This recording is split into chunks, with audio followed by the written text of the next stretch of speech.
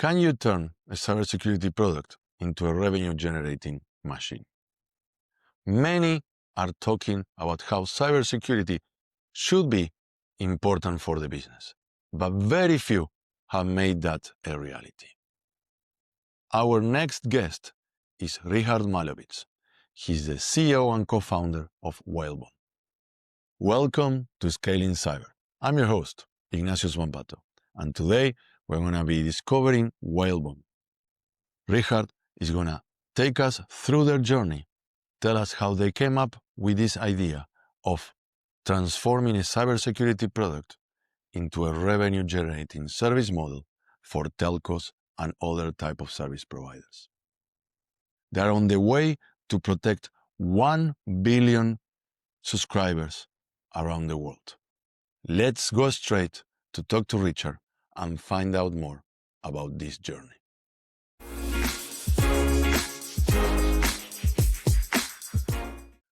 Welcome to Scaling Cyber, Richard. Thank you very much for being here with us. Hello, thank you, Ignacio, for inviting me.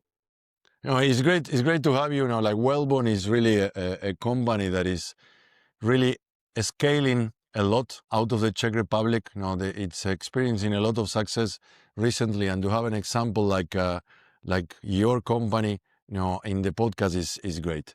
So I wanted to ask you. Let's start directly with a couple of topics because, Whalebone is not a new company, right? The company is already, next year is going to be 10 years, if I remember correctly. But the last couple of years, Correct. last 3 to 4 years, you are really achieving a lot of success. So how do you see this progress, the beginnings until you are reaching to the stage where you are now? I think the dynamics is pretty similar. However, the big difference or the biggest difference is that all the 9 years, Whalebone is growing approximately 100% a year, right? However, sometimes newborn companies, new tech startups, in the first 3-4 years, they have a year or two where they are able to grow 3 times, 4 times year over year, right? And then it maybe stalls, right? So what is perhaps different with Whalebone is that there is a compound effect, of roughly 100% year over year growth. That, of course, with the volume, is then more visible and feels bigger. Yeah. And it's at this moment, it's very difficult to call Whalebone a startup, right? Because you're already reaching 120 people. You have people working all over the world. You have big names customers like Telefónica, O2 in Germany. So you are really on the way already to be a very established name, right? How do you see the last couple of years when you are exploding the number of people and seeing these type of big brands joining as customers of Whalebone? What was the before and after from your point of view? So as a matter of fact, yes, we are 150 people now. Sorry for the mistake. You are going too fast. No. I believe the biggest difference is in the last 18 months. Where the company goes perhaps from 80 to 150 people, and the successes all around the world are not anymore random successes, but they are there for long. Built to last, right? So I mean, for me as a founder and the CEO, the biggest difference is that although I always wanted to, now it's something that is obvious to be there for long, is that you are truly globally present, and you continue building the company beyond this people count, etc. Yeah, and it's incredible because to doubling the number of people in 18 months is a challenge, right? But you are doing that while the company continues to grow. You continue to continue to acquire new customers because within this period you added, for instance, Telefonica O2 as a customer. You are launching projects with the support of the EU. You are developing additional product lines. So it's really becoming, a cybersecurity household name, right? And I see that you have a very bold vision. Whalebone has this vision of protecting 1 billion people. It's how do you feel in the progress towards that? Like, what are the things that need to happen still to get to that vision and become a reality? So, to be honest, these days, weeks and months, this vision is becoming a reality. Our main business is with telecommunication service providers, mobile network operators, fixed internet providers, and we integrate with these companies on the network level and then protect the end customers, whether these are consumers, small, medium businesses, enterprises, governments, everything that is connected can be protected, right? So we're scaling with the connectivity and 1 billion people. So what does it mean, right? In theory, if you were to protect 100% of the SIM cards and homes of the telco, you need telecoms with a total end customer count of 1 billion, right? Yeah. So Whalebone is going to have this at the end of this year. Wow! Congratulations. Thank you very much. And then it's not always the case that you protect the entire customer base, because we are going usually step by step, penetrating, or the telco is rolling out the cybersecurity to its customer base step by step, etc. So it's penetrating, right? So this is going to take some time, yeah, and but it's more it's an execution. Yes, you are It's already an there, execution right? mission, right? Yes. It's an execution mission. It's so really from vision to mission, right? Yes. And Yeah. we are now in the we got into the mission part. And that's amazing, because I would say there are very few companies that could say that they are on the path to protect that incredible amount of people and businesses. And you do it in a way that is not, I wouldn't say, the most standard way. Usually security is like, I sell you security as a product or service to protect your business, your network, or protect your home. But you are offering security alongside the telcos as really as a strategic partner. You help the telco to protect their users, but also to generate new revenue streams. So it's not the typical approach. And this is something that I think is quite unique. How you came to this idea, how you came to this way of developing the Whalebone products with the telcos. So 9 or 10 years ago, we entered the space with an idea that, okay, there is some threat intelligence, and we can do various things with threat intelligence. Yeah, we can sell threat intelligence, we can be a consulting company, we can build a firewall, we can build an endpoint agent, or we can do DNS level security. Then we went out, attended approximately million networking events, asked all friends around, right?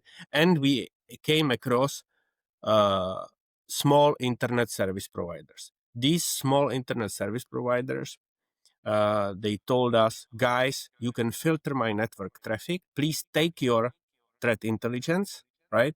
Put it into the DNS traffic and filter it. And they also told us, don't give me just the data. You need to do the entire DNS resolution, because we don't want to deal with that, right? Yes. So these were the small internet service providers. Then we were climbing up the ladder, right?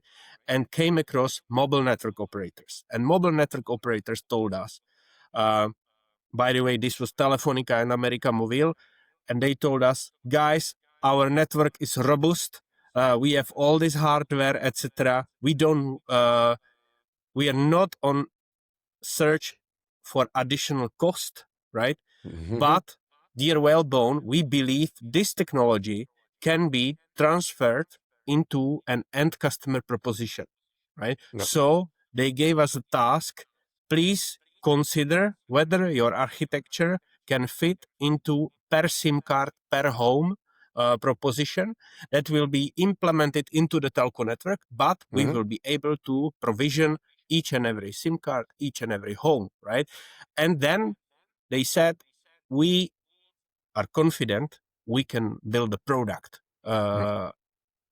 using this Confidence is technology. very important, right? And yes, it is. And it can be it can become a revenue stream, right? So for us as Whalebone, the customer stays. It's the is the telco, right? We're implemented into the telco network, right? But then the business model, it had an impact on the business model, right? Yeah. Because we entered these discussions with a traditional idea that it will be either a perpetual license or some lump sum flat fee, whatever, right? But it transferred into a consumption-based model. Yeah.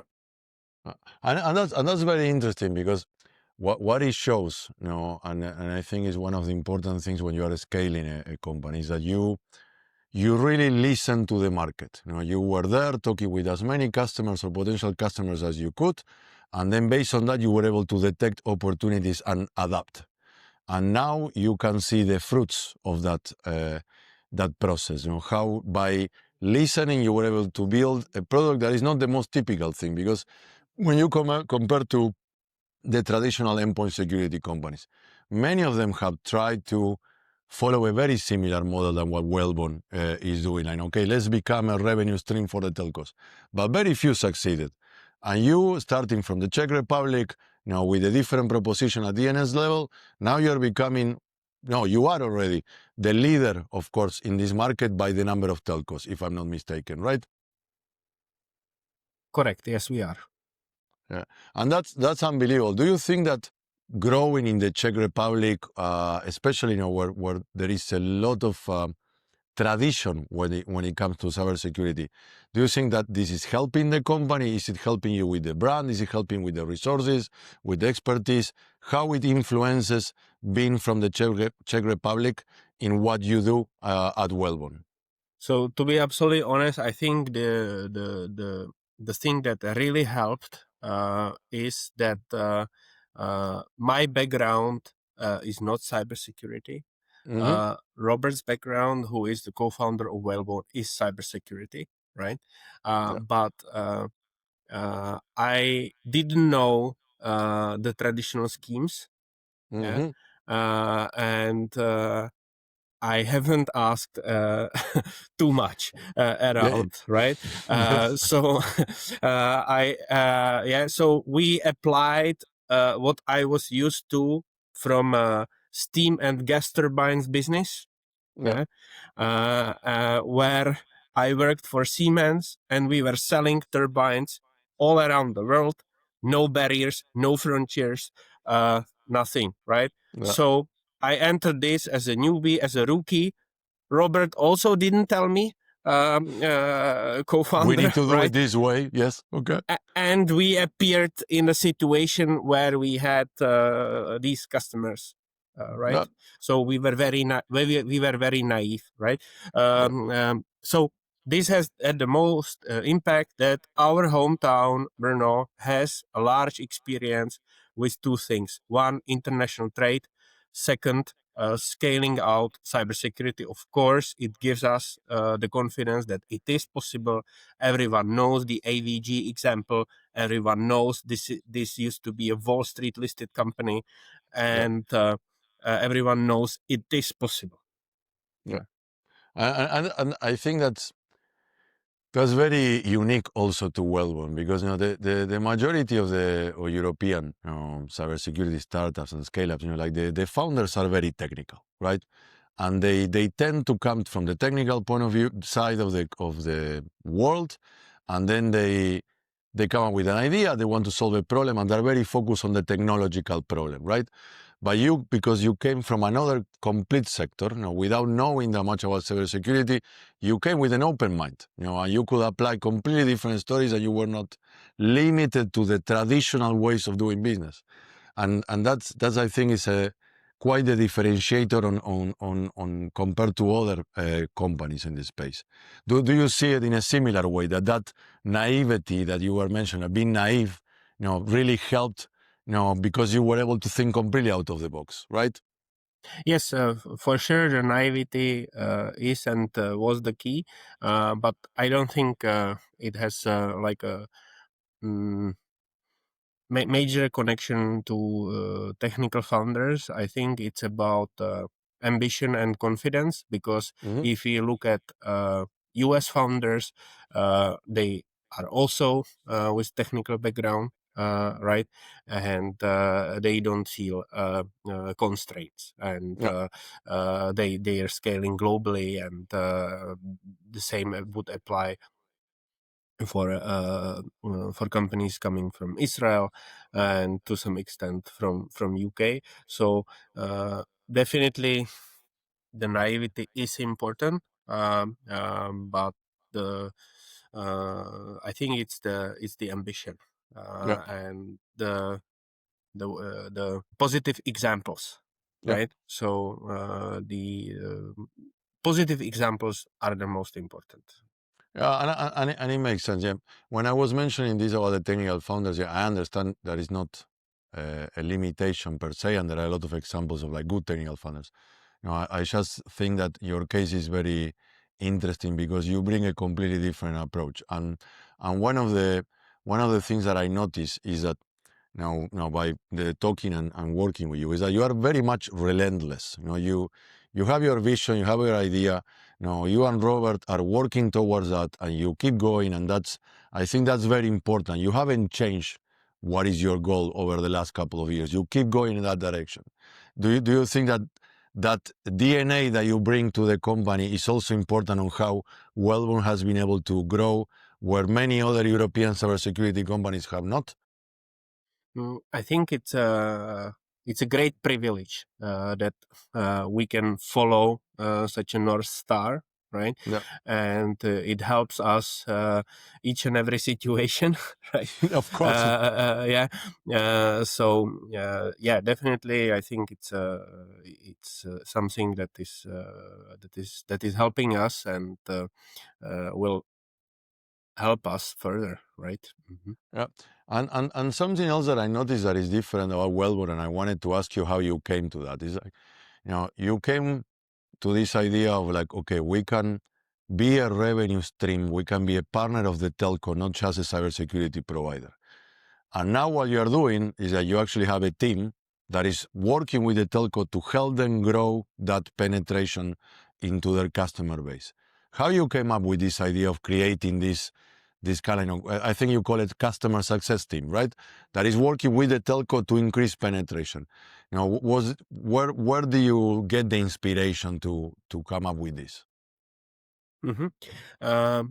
So, as a matter of fact, it is based on the pressure from customers, and based on pressure from telcos who kept asking us trillion questions, right? And I mean, we had answers, but we also understood how can we answer better, right? Yeah. So that's why over time we have extended our service. Uh, and as a matter of fact, now when new people come into the company, right, they tend to say, guys, we are not selling cybersecurity, we are selling business. Yeah. Yeah. And I like it because I believe the future is definitely product excellence, but you can do more. You can go from product excellence to service excellence, right? So Yeah. you need to deliver an excellent product, right? But you can actually make a 10 times bigger impact or 100 times bigger impact if you don't deliver only product but also service, right? So Yeah. if you think like how it is applied how it is used, etc., etc. No, that's something that I see when I interact with you, is that there is a huge focus on service, and there is a couple of other things that are very unique. There is like many European cybersecurity companies. They tend to stay too long in their home market, and they tend to have too many people working in their home market. But you have been going international since very early, and you have a very distributed team. You have people working in Latin America, in Spain, in India, in Lithuania, in Latvia, all over the world.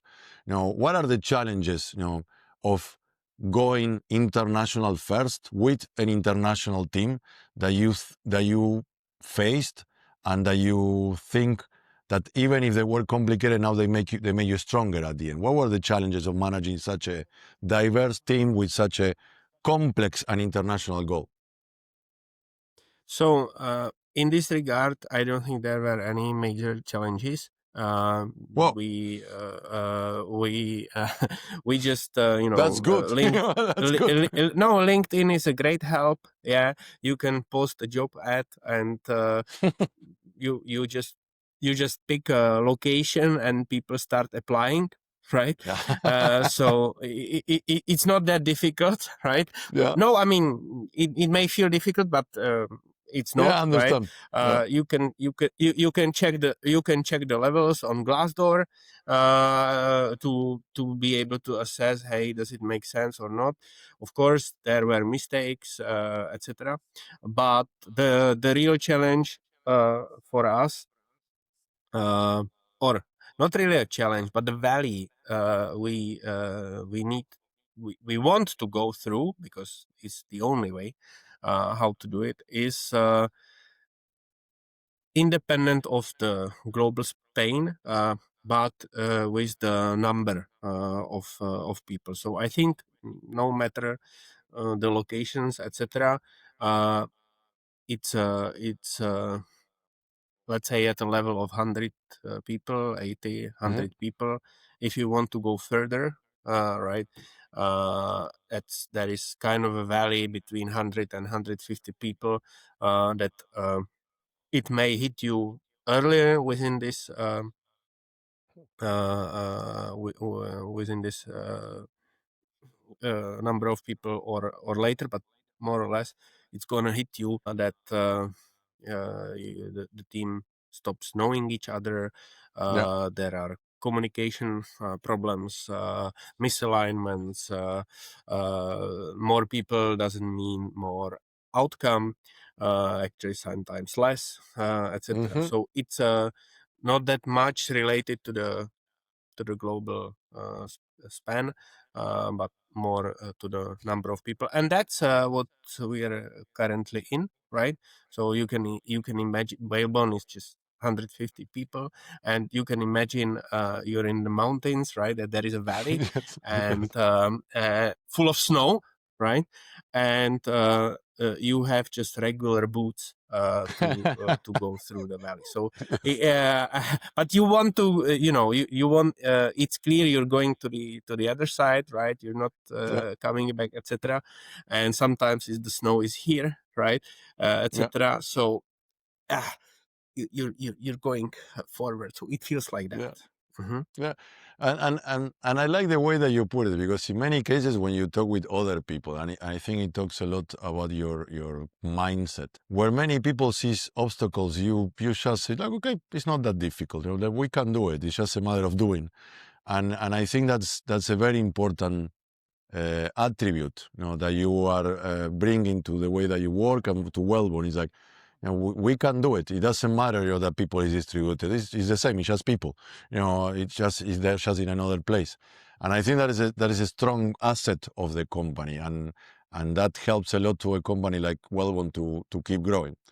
One thing that I noticed as well is like, or that I wanted to ask you, not that I noticed, there is this project that is the DNS for EU, right? And you are the leader of the consortium. The idea is to provide, DNS security, or DNS security or protective DNS, to basically everyone within the European Union. It's quite an ambitious goal. How you came to this idea? How you came to this opportunity? What do you think that is positive about it? What is still a challenge ahead? Mm-hmm. We came. We are in a working group of DNS resolution and DNS level security experts, right? Mm-hmm. So. And someone there told us, "Hey guys, there is this open call. Perhaps you can apply." Right. Uh-huh. So we looked at it, right? And in general, I'm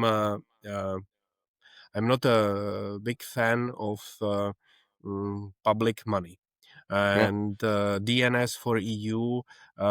It is a project or a deal that deals with public money, but the exciting part about that is that the setup is PPP, so public-private partnership, right? And the criteria for winning it was a business model, all right? And to be absolutely honest, right, why we applied that because the European Commission had not only an idea of providing DNS level protection to European citizens, but it required this to be economically viable long term, Mm-hmm. Okay. right? And that to me personally is an appealing challenge, right? I understand. So Yeah. that's why we bid it for this deal, right? Because it has the spirit of it has the business spirit, right? Yeah. And this is It's what not just a and grant, it's not another source of cost for the European Union. It's actually no. something that is expected to generate a business outcome. Oh, yeah. Yeah. Exactly. The evaluation criteria was not only technical but also economical, right? So how you gonna generate revenue, how this is gonna translate into economic stuff, etc. Right? So that's okay. This is how it started, and it's a perfect match. Uh, we love to protect people, organizations, and this is a good mix of public initiative and Yeah. private involvement, right? So it's a classic public private partnership. But what is good is what you said, because I know in many of these cases, like economic viability is not a requirement, but in this one it is, and that makes it actually more valuable at the end of the day, because it's not just another public service provided by a private company that is going to be taking public money. You are supposed to make it work as a business, which is quite unique, and you are adding value on the security side, but also on that. And this topic is, I think, is very important these days, because the more that you travel around the European Union in particular, the more that you hear about European resilience or European sovereignty, and we need to buy more made in Europe and so on. What is your view about this? What do you think about this movement, about looking more inwards? What are the pros? What are the cons? How do you see this idea? Okay, the European customer needing or asking more for European solutions than it used to. Well, we have customers in more than 50 countries all around the world, right? And some level of national sovereignty is everywhere. Yeah. Yeah, Actually, most of the countries go far beyond the European thoughts, right? true. So they're much more nationalistic, and the requirements are stricter, etc. Right? But at the same time, we are able to have customers in these countries, right? So I believe the if you have a global product, you just design it in a way that you're compliant with the national requirements, and that's fine. This is fair, right? And Europe shall not be afraid to enforce uh, whatever requirements are considered to Mm-hmm. be appropriate, right? And companies from all around the world may or may not comply, right? Yeah. This is a European market, so it's a huge market. So I don't think there is any company who wants to do global business who choose not to comply, right? Yeah. Either it's technically impossible, okay, then not, or it requires some investment. But if it's a 1/3 of global market, it's not really an investment, right? Yes, of course. It's Yeah. a clear stuff. So I believe that's one part. It's not necessarily connected to the development of European cybersecurity companies, etc. Right? May or may not be. Yeah. Yeah. As a Whalebone, we are able to compete in any country of the world, and we are compliant with any national regulation. Yeah. Right? So it's not a big deal. The deal for Europe is capital and sales confidence. Yeah. And that's why I really like about Wellbone that you have this like global mindset. That you from the very early your idea was, okay, let's go global, and we want to be a global vendor, because I think that framing things that way is very important for any new startup that is starting in any part of the world that is not the US or Israel. That is like, if you want to be successful, you need to think global. You cannot just think in your immediate market, and you need to design your product and your strategy to become global. And thinking in that way, if you are so close to already reach this a vision of the 1 billion, or getting there, and then it becomes a mission. What is ahead for Wellbone? You are very strong on the telco space. You have this presence now in this more national cybersecurity strategy. Now, what is ahead? What are the next steps, or what are the next challenges that you think you're going to have, and the next things that you want to achieve? So first of all, our challenge is execution, right? Yeah. And 3-4 years, maybe 5, we're gonna be super busy on delivering Yes. what is ongoing, right? So that's like one part. It's very important to say, right?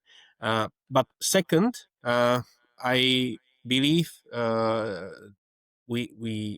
we will continue adding new protection layers. Our vision is to protect without installing any software into the devices, right? Yeah. So naturally, we work with networks, no matter if this is a telco network or other network.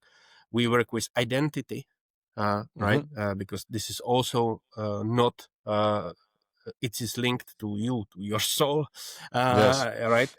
Not Yes. not necessarily to the device you're using, right? And when thinking about the new protection layers, these are the principles to follow. And I really believe that there is a non-trivial value in having the go-to-market omnipresence all around the world, right? And its value itself, right? If you look at the giants, let's take Palo Alto, right? So Palo Alto, as a matter of fact, it is a roll-up. Yeah. What is a roll-up? It's a horizontal integration of multiple things, and with synergies, right? Yeah. Palo Alto outsources R&D into M&A, right? Plugs it in into the sales machine, etc., etc. And I think it's a masterpiece, right? Yeah. And not only Palo Alto, but there is a number of similar companies, right? But I don't see too many companies doing this from other parts of the world. And I think it's because they stop early, right? And they are acquired, or they are or anything. acquired, etc., etc., right? And or many of them were 40% of that, 30% of that. Then there is an acquisition, and all these go-to-market teams, they are released, right? Yes. So you start from zero, right? Okay, you have some experience, etc., but you start from zero, right? So As a matter of fact, I would like to go much further with Whalebone and be able to absorb more technologies, etc. Because I believe there is a huge value in the product, but also there is a huge value in the entire motion, in the relationship with the customers, etc. Right? So uh, it it has, I believe, it, the value of that is also huge, and I perfectly understand why many don't go that far. Yeah, because it's a struggle, right? And Yes. it takes effort, right? And you may not want to go that far, and Uh, I can perfectly understand that. We're just um, so so hungry and so crazy that we want to go much further. Yeah. but the world belongs to the crazy people, right? To those that actually dream outside of the box and they don't just stay somewhere in between. And I think the vision that you are describing is great, because when we talk about Europe in particular, there are very few companies that have a global presence, and even those that have a global presence, in general, they have not followed that path. And it will be, I think, with the energy that you have, guys, it will probably you are probably going to be able to follow that path and be successful. And the question for me, because it's just the last question, and tell me if you want to share something else with the audience, is like, you know, what is the next challenge for you? You said like it's execution, right? And that's one of the challenges, and keep this, and what is the next success that will fulfill you? What do you would like to see that you as a founder, okay, within a year or within two, okay, this is what I'm going to feel like, yes, we achieved the next milestone. What is that tangible thing that you would like to achieve now after this 1 billion users goal? Well, I can tell you one milestone I celebrated a couple of weeks ago, Hmm. and I even ordered a Uber Black for me. Uh, Wow. uh, uh, yes, it was. I went down to 5 people reporting to me. Right, as a founder, sometimes you have 15 people reporting to you, 20. Yeah. You decide or have to take over a team on top of the managers, etc. Right, about a couple of weeks ago. Um, I celebrated a major milestone. I was down to five people. So this is a Wow. recent celebration. What Which is what made me happy, and when it comes to future, uh, right now. I don't have this answer. I feel like football players when they are asked, after in the middle of the season, hey, are you going to win the title? Are you going to yes. attend the cups, some championships, European championships, or whatever? And they answer, hey, sorry, I'm focused on the next match.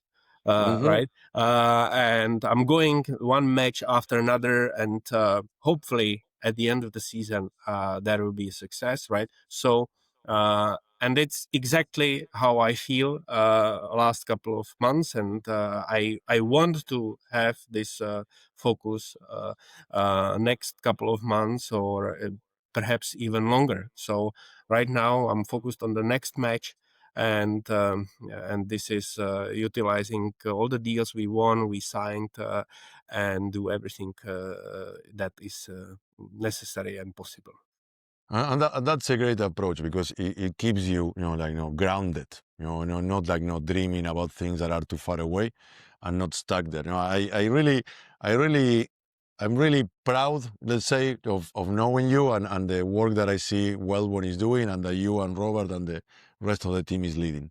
Is there anything else that you would like to share, about Wellborn, that you would like to share with the rest of the audience, about what is coming, what is happening, what is important? Well, if there is any cybersecurity founder who wants to discuss global sales, I'm very happy to have a chat, right, and share some experience. And guys, keep going. Thank you very much, Richard. That's a great message, and I highly recommend that anyone that would like to know how to scale and sell globally talks to Richard for sure. Thank you very much for being here. I really appreciate your time, Richard, and we talk again soon, I hope. Thank you for having me, Ignacio. Thank you.